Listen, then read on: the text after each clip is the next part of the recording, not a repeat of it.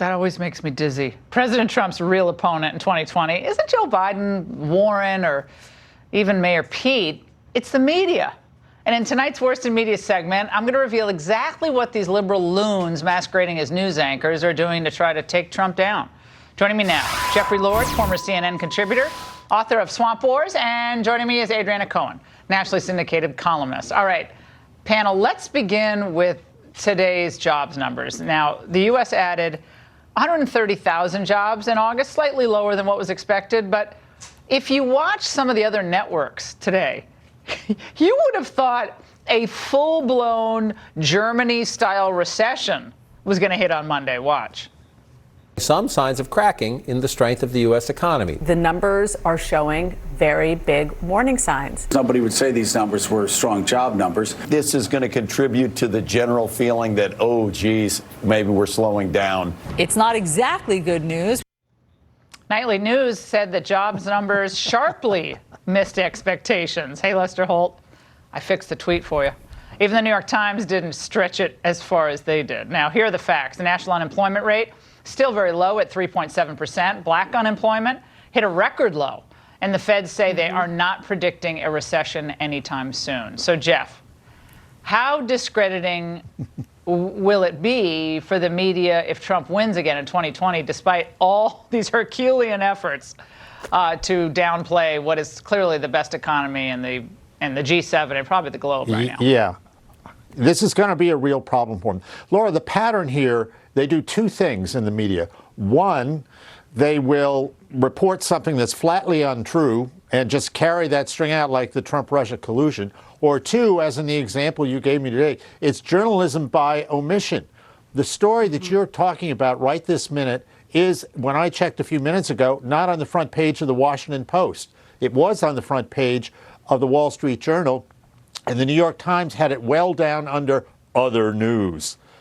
This is what they do. And Laura, what's very important here, Mark Penn hit on this when he said that the public is on to this kind of thing and it's backfiring. Last night I gave a speech in Allentown, Pennsylvania, a conservative group, the Lehigh Valley Tea Party group. And when I was introduced, it was noted about my departure from CNN. They cheered me spontaneously. This has nothing to do with me. These people are so revved up and energized by what they see as the president's treatment in the media that this is backfiring for a fact.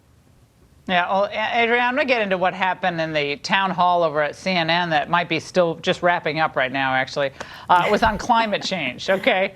And CNN gave the Democrats multiple assists during the week to bolster their talking points on the warming planet. Watch. We'll cross a massive tipping point if the world warms more than 1.5 degrees Celsius. We've already warmed up the planet 1 degree Celsius. We're seeing firsthand the effects of climate change as a powerful Atlantic hurricane is sitting right now off the coast of Florida. We are seeing more intense storms more frequently that are more complicated by the effects of climate change.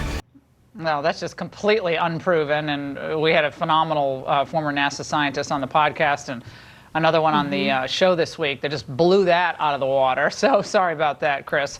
Adriana, I couldn't tell, though, which ones were the candidates and which ones were the journalists here? There's no distinction.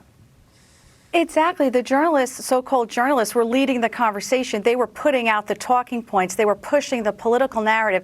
And it's not supposed to be that way. I mean, look, we know that Bernie Sanders, Elizabeth Warren, the entire Democrat field, they're pushing this disastrous Green New Deal, which isn't really about climate. That's a farce. It's truly about a big government takeover of our lives. Because think about it, energy is produced by everything we do. So if they sound the alarm and say the world is coming to end in 12 years, like Alexandria Ocasio-Cortez is saying and others, then we need to take drastic measures. So they want to destroy all these industries and tens of millions of jobs in the process.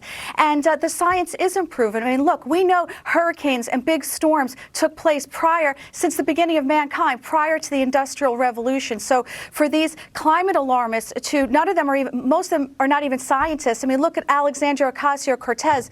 We're letting a 29-year-old, a former bartender just a few years ago, take our country on the path of destroying the entire fossil fuel industry. I mean, it's a joke and it's dangerous. And anyway, it goes to show that she is actually the de facto leader of the party right now. Yeah, and well, that's actually a benefit to Trump. We said that back in January, that anyone who dismisses her is playing a fool's errand. Right. She is as much as a thought leader of the Democrat Party that they have right now. Panel, thank you very much. And when we come back,